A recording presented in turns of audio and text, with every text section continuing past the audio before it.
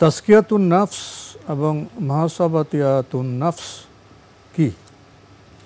তাজকিয়াতুন নফস হচ্ছে আত্মশুদ্ধি করা, নিজের আত্মাকে শুদ্ধ করার জন্য ইসলাম যে পদ্ধতি দিয়েছে সেই পদ্ধতি অনুসরণ করে কোনো ব্যক্তি আত্মার রোগ থেকে নিজের আত্মাকে রোগমুক্ত করার নাম হচ্ছে তাজকিয়াতুন নফস।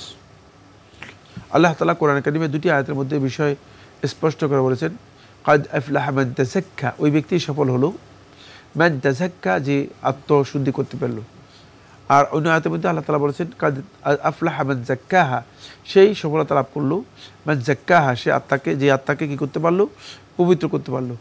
পবিত্র করবেন কিসের থেকে? সেটা আল্লাহ তাআলা অন্য আয়াতের মধ্যে বলে দিয়েছে। সূরা আন-নাজিআতের মধ্যে বলেছেন, ওয়াম্মা মান খাফা মাকামা রাব্বিহি ওয়া নাহা আন-নাফসা আনিল হাওয়া, ওয়াম্মা মান খাফা মাকামা রাব্বিহি, যে ব্যক্তি তার রবের সামনে দাঁড়ানোটাকে মানে পরিপূর্ণরূপে ভয় করলো।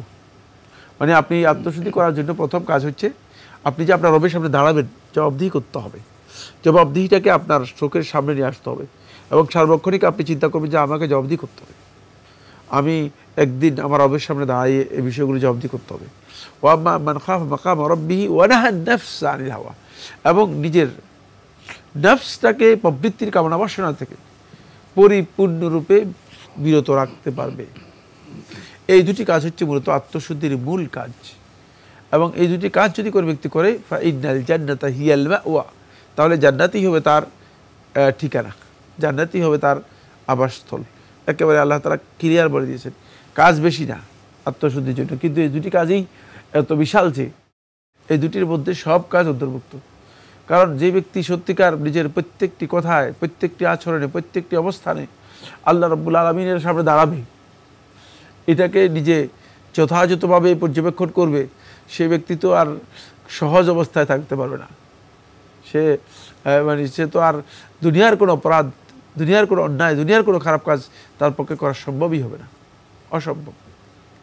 কারণ সে যেখানেই যাবে সেখানে আল্লাহ রাব্বুল আলামিনের নির্দেশটাকে প্রথম সামনে দেখবে। আর দুই নম্বর হচ্ছে নফস মানুষের সব সময় খারাপ কাজ দিকেই তাড়িত করে, নফসের কামনা বাসনার দিকে তাড়িত করে, নফস মানুষকে ভালো দিকে নেয় না। সুতরাং ওই নফসটাকে পরিপূর্ণরূপে খারাপগুলো থেকে সম্পূর্ণরূপে পবিত্র করে খারাপ থেকে তাকে আলাদা করা এটা সহজ বিষয় না। কারণ নফস চাইবে আপনাকে মিথ্যা বলার জন্য, নফস চাইবে আপনাকে কারো ব্যাপারে আন্দাজে কথা বলার জন্য, নফস চাইবে আপনি কারো সম্পর্কে কুমন্তব্য করার জন্য, নফস চাইবে আপনাকে গীবত করার জন্য, নফস চাইবে আপনাকে চগলখড়ি করার জন্য। এগুলো কীভাবে আপনি করবেন? অন্তরের যত রোগ আছে সবগুলো রোগ থেকে বাঁচার জন্য এটা হচ্ছে একমাত্র পদ্ধতি।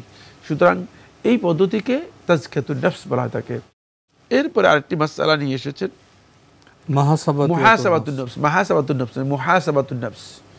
মুহাসাবাতুন নফস হচ্ছে নফসকে মানে আপনি হিসাবের মুখোমুখি করবেন, আত্মসমালোচনা করা। হ্যাঁ, এটা হলো আত্মসমালোচনা করা।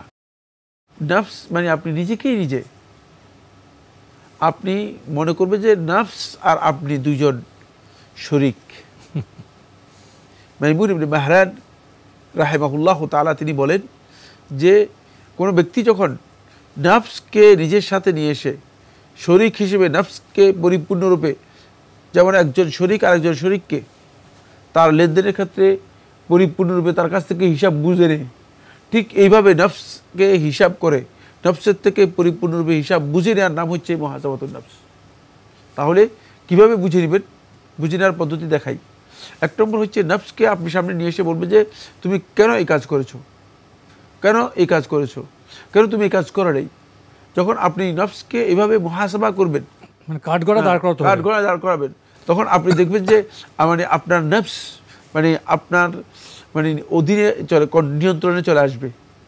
কারণ অন্যথায় আপনি নফসের জন্য শাস্তি বরাদ্দ করবেন না, আমি নফসকে নিয়ন্ত্রণ করব না, নফস আমাকে নিয়ন্ত্রণ করবে। হ্যাঁ, মানে নফস আপনি কি করবেন, নফসকে আপনি নিয়ে আসবেন, আপনি নফসের জন্য শাস্তি বরাদ্দ করবেন, শাস্তি বরাদ্দ করবেন নফসের জন্য।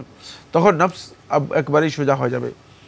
ওমর খাত্তাব রাদিয়াল্লাহু তাআলা থেকে বর্ণনা করেন, আবু হুরায়রা রাদিয়াল্লাহু তাআলা তিনি বলেন, একদিন আমি মদিনার বাগান থেকে অতিক্রম করতেছিলাম, দেখলাম যে বাগানের ভিতরে ওমর খাত্তাব রাদিয়াল্লাহু তাআলা তিনি মানে নিজের নফসকে বলতেছে, ইয়া আমর মাযা ফাআলতা হাযা ওয়া মাযা ফাআলতা হাযা ওয়া লিমাযা ফাআলতা হাযা ওয়া লিমাযা লাম তাফআল হাযা। ওমর নিজেকে নিজে প্রশ্ন করতেছে, ওমর কেন এই কাজ করেছো, কেন এই কাজ করেছো, কেন এই কাজ করেছো, কী কারণে তুমি এই কাজ করো নাই, তুমি এই কাজ করতে, তুমি আল্লাহর বান্দা, কেন এটা করো নাই? নিজের নফসকে নিজে জায়গায় এনে মানে পরিপূর্ণরূপে মুহাসাবা করতেছে, মানে তাকে সমালোচনা করতেছে। সুতরাং কোনো ব্যক্তি যদি নিজের নফসকে নিজের সামনে নিয়ে আসতে পারে, এটা আনা কঠিন।